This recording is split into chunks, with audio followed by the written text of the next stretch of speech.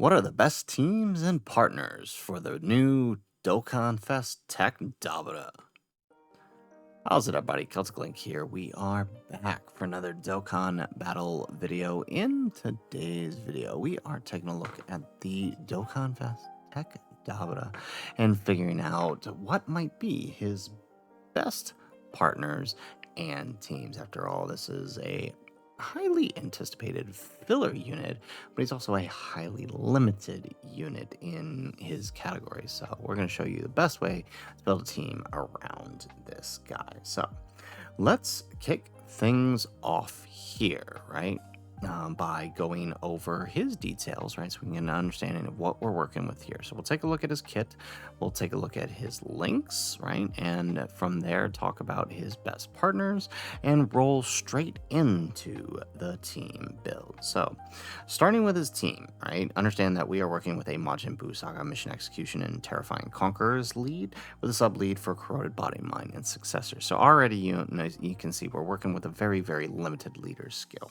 Now, what's nice about him individually is he is a great stacking unit. He's stacking 66% defense every single turn, as well as raising attack for 6 turns. Now, he does have an entrance animation that can be activated with 4 more Majin Buu Saga allies on the team, or when there are all extreme class characters on the team. It gives him a permanent 200% buff and a 10% chance to evade enemies' attack. Now, he has Key 2, attack defense 250%, and effective against all types. He does launch an additional attack that has a great chance of becoming a super attack and a chance of evading enemies' attack 20%. He has defense 200% when receiving an attack, right? Essentially doubling his defense, which is really nice. I love that ability, right? It's a lot of characters are getting this now, and it's really, really helpful, right? You essentially have doubled the defense you see on the screen. Now, for 4 turns from his entry turn, he gets an extra 300% defense when receiving an attack, right? So he's nearly, I mean, that's 500% defense when receiving an attack for 4 turns. So that's really nice. It means you can easily slot one him in most fights, which is really, really helpful. For the first 6 turns of his entry turn, he gets an additional super attack and 40% chance to evade enemies' attacks. Starting from the 6th turn, he can interrupt enemies' actions, right? So an action cancel. And after performing 3 or more super attacks in battle, he has a permanent 10% evasion raise starting from his next attacking turn. For every attack received or evaded, he gets 111% attack up to 666%. When receiving a super attack, he gets an additional 10% chance of evading temporarily, and if it is an unarmed super, he has a 70% chance to counter it, as well as guaranteed counter if the boss is a Majin Buu Saga boss. So individually, he is a great unit, but he is severely limited by his teams and his partners. And you'll see what I mean here by taking a look at his links, right? We're talking Brutal Beatdown, Loyalty, Master of Magic, Majin Resurrection Plan, Nightmare, Demonic Power, and Fierce Battle. Those are very, very limited links. And that actually leads us to our next discussion for this video, and that is his links and link partners. So let's shift on over to the Dokkan FYI. So we are here on the Dokkan FYI. Shout out to these guys. I do love this website. It's very, very useful for laying out. There are other websites out there, like Dokkan Stats does a really good job too, but I like the layout of Dokkan FYI here for how it lays out the link partners. And you'll see what I mean in a second. So when using Dabura, we want to focus on the links that are going to maximize his attack, right? Because his attack isn't the thing that is not infinite. While he infinitely stacks defense, his attack is finite. So we want to maximize the links that provide that, right? So we want links over here like Brutal Beatdown, Demonic Power, Fierce Battle, and Master of Magic and Nightmare, right? So if we were to get all of those activated, right, with Brutal Beatdown, Demonic Power, right, that's 35% attack right there. With Fierce Battle, that's another 55% attack. With Master of Magic, that's 70% attack, and then 85% attack if we get all of those links activated. Now, that's a very difficult thing to do, as you're going to see here as we look at their link partners. So again, shout out to the Dokkan FYI for laying this out in a nice, neat format that we can understand the links that are activated here, right? So what's really nice about Dabura here is he actually links with... that can't be right. He shouldn't link with this. They share the same name, don't they? Yeah. Okay, so he should not link with this Dabura. That's actually incorrect here. So ignore that. Yeah, he should not link with that Dabura because they share the same name. But if they ever fix that, you definitely could. So, right, his best link partner is Yakon, right? Yakon here shares... Brutal Beatdown, Demonic Power, Fierce Battle, Loyalty, and Majin Resurrection Plan, right? So we are missing Master of Magic and Nightmare, right? But that gives us attack 15%, 20%, 20%. So, right, what is that? 55%, right? So, I mean, that's not bad. It's still pretty good. Plus, Yakon gives him 50% support in slot 3. So that's very, very helpful. And that's the thing about his partner here with Yakon. They are... Yakon is a third slot unit, meaning whoever's on rotation with Dabura, you're probably going to want to maximize those links with him as well. Now, one thing we do note is that this guy is getting a super easy A, and he also shares some decent links, right? So if he can be a slot 1 partner for the Dabura, then there's a good chance he's got a partner here. Brutal Beatdown, Majin Resurrection Plan, Master of Magic, Nightmare.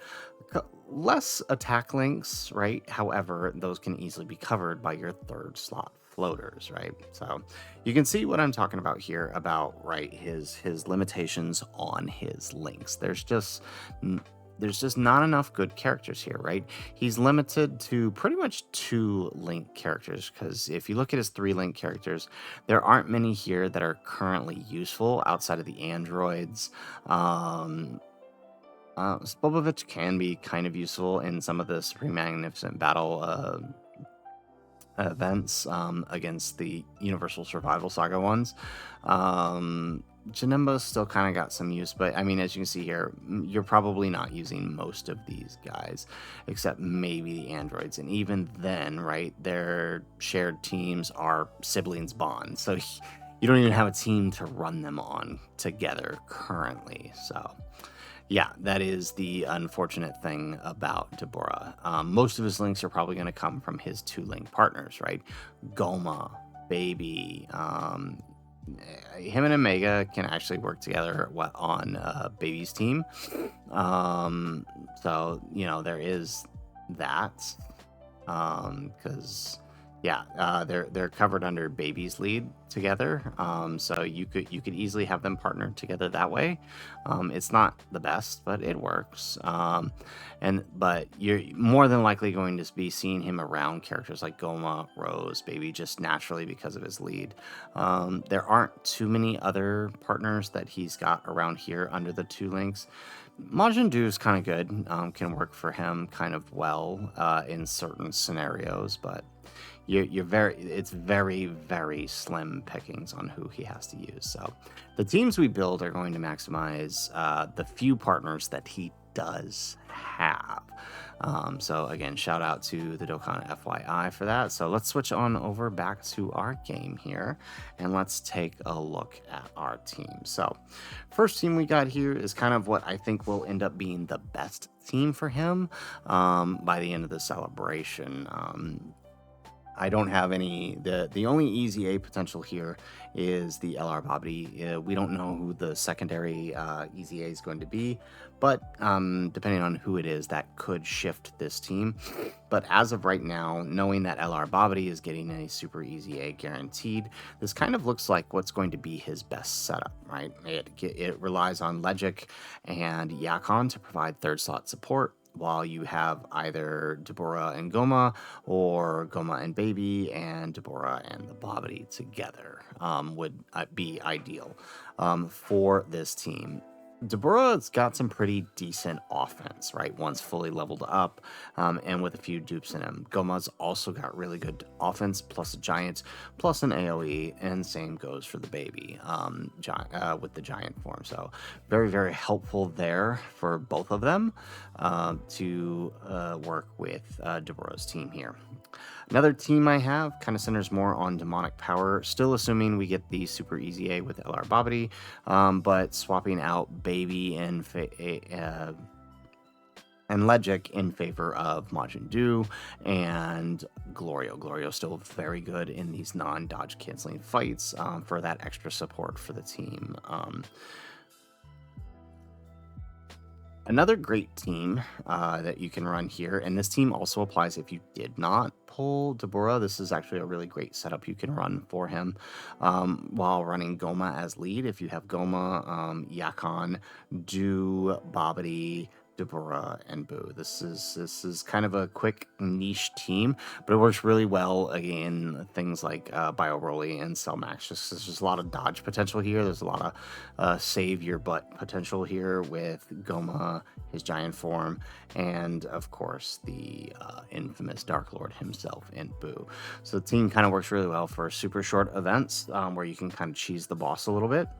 Another good, more corroded body and mind setup, and for this team here with the Dabura as lead, Yakon, the Int duo, these guys here, the Saiyan duo, these guys, Majin Vegeta, and Babidi and Baby. It's really good corroded body and mind setup. You could also run Baby as your lead here, and it worked well as well.